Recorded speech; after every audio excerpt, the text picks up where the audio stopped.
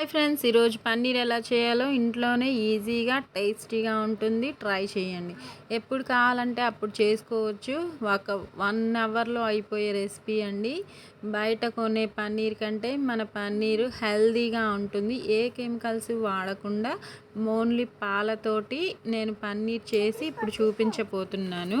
మీకు ఇంకా ఏమైనా డౌట్స్ ఉంటే క్లారిటీగా వీడియోలో చెప్తాను. ఇంకా ఏమన్నా డౌట్స్ ఉంటే కామెంట్స్లో చెప్పండి.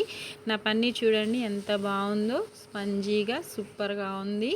కలర్ చూస్తేనే మనకి నోరూరుతుంది కదా. ఇంకా కర్రీ చేస్తే ఇంకా అస్సలు ఆగలేము కదా, అంత బాగుంటుంది. ఇంట్లో చేసింది ఏదైనా సరే హెల్తీగా ఉంటుంది, టేస్టీగా ఉంటుంది. ట్రై చేయండి. నా వీడియో నచ్చితే లైక్ చేయండి. ఇప్పుడు ప్రాసెస్ చూసేద్దాము. ఇదిగోండి పాలు, నేను 2.5 లీటర్ పాలు తీసుకున్నాను. 2.5 లీటర్ పాలకి 2 నిమ్మకాయలు తీసుకున్నాను అనమాట. జ్యూసు సరిపోతుంది, నిమ్మకాయ జ్యూసు. ఇంకా ఈ జ్యూస్ని పిండేసి పక్కన తీసి పెట్టుకున్నాను. పాలు నేను లో ఫ్లేమ్లోనే కాగబెడతాను. ఎప్పుడైనా సరే పాలు లో ఫ్లేమ్లో ఉంచేసుకొని బాగా మరగనవసరం లేదు, మామూలుగా కాగితే సరిపోతుంది. ఈ కాగుతూ ఉన్నప్పుడే ఈ నిమ్మరసాన్ని పిండేసుకున్నాను కదా, విత్తనాలు లేకుండా నీట్గా పిండేసుకోండి. ఇంకా పిండుకున్న నిమ్మరసాన్ని వేసుకొని చక్కగా ఇలా మిక్స్ చేసుకుంటూ ఉంటే పాలు విరిగిపోతాయి. మనకి నిమ్మరసం సరిపోలేదు అనిపిస్తే మన ఇంట్లో ఉప్పు ఉంటుంది కదా, కల్లుప్పు, ఉప్పు అయినా వేసుకోవచ్చు, సాల్ట్ అయినా వేసుకోవచ్చు. నేను కల్లుప్పు ఒక 1 స్పూన్ అంతా వేసుకుంటున్నాను. ఉప్పు వేసిన పాలు విరిగిపోతాయండి. అలా కూడా పాలు విరగొట్టేసుకొని వాడుకోవచ్చు ఏ రెసిపీకైనా సరే. నేను ఇప్పుడు కాస్త వేసి మీకు వీడియో కోసం క్లారిటీగా అర్థం కావడం కోసం ఉప్పు కూడా వేసి చూపిస్తున్నాను. నిమ్మకాయలు అవైలబుల్గా లేనప్పుడు ఇలా ట్రై చేయండి. ఇంకా ఆ పాలని మొత్తం విరిగిపోయాక ఇలా వడకట్టేసుకోండి. స్ట్రైనర్లో పాలని వడకట్టేసుకొని ఆ పాలలో వచ్చిన వాటర్ని పడేసేయండి.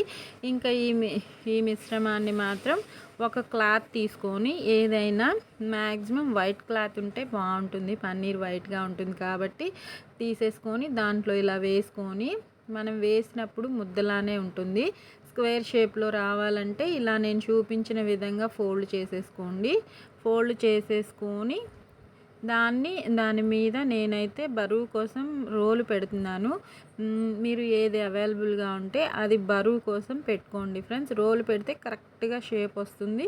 ఒక 1 అవర్ పాటు అలా ఉంచేసుకోండి, సరిపోతుంది. ఒక ½ అన్ అవర్ ఎక్కువ ఉంచినా ఇబ్బంది ఏం లేదు. పన్నీర్ చూడండి 1 అవర్కి సూపర్గా రెడీ అయిపోయింది. ఇప్పుడు ఓపెన్ చేసి చూపిస్తాను. మనం ఇంకా దీన్ని క్యూబ్స్లా కట్ చేసేసుకుంటే మన పన్నీరు సూపర్గా రెడీ అయిపోతుంది. మీకు ఈ పన్నీర్ చూస్తుంటే నోరూరుతుందా? కర్రీ కానీ ఇంకా ఏమైనా స్నాక్ కానీ చేసేసుకోవచ్చు. సూపర్గా ఉంటుంది. ట్రై చేయండి. అప్పటికప్పుడు చేసుకున్న పన్నీర్ ఫ్రెష్గా భలే ఉంటుంది. చూడండి నా చేతిలో ఎంత బాగుందో. మీకు చూస్తుంటే చేసుకోవాలని ఉందా? అయితే త్వరగా చేసుకోండి. మీకు ఎలా వచ్చిందో కామెంట్స్లో చెప్పండి. నేను యాజ్ టీజ్గా ఎలా చేశానో మీకు క్లియర్గా చూపించి చెప్తున్నాను అనమాట. దీంట్లో ఏ మార్పు లేదు, ఇంకా ఏమీ పక్కకు పోలేదు. వీడియో అయితే స్కిప్ కూడా అవ్వలేదు. నీట్గా పీసెస్ కట్ చేసేసుకుంటే మన పన్నీర్ రెడీ అయిపోయినట్టే. మీకు ఏ షేప్లో కావాలంటే ఆ షేప్లో కట్ చేసుకోండి. ఇదిగోండి బయట అమ్మే క్యూబ్స్ లాగా నేను కట్ చేస్తున్నాను. ఇంకా పన్నీర్ కర్రీ చేసుకోవచ్చు, స్నాక్స్ చేసుకోవచ్చు. స్టోర్ చేసుకునేది మాత్రం వాటర్ వేసుకొని మునిగేంత వరకు ఫ్రిడ్జ్లో పెట్టుకుంటే పన్నీరు ఒక వారం పాటు నిల్వ ఉంటుంది. అప్పటికప్పుడు చేసుకున్న ఫ్రెష్గా కర్రీ మాత్రం సూపర్గా ఉంటుంది. మీకు తెలిసిందే కదా పన్నీర్ కర్రీ ఎలా ఉంటుందో. ఫ్రిడ్జ్లో స్టోర్ చేసుకోవడానికి మాత్రం వాటర్ వేసి స్టోర్ చేసుకోండి, అప్పుడు బాగుంటుంది, పాడవకుండా.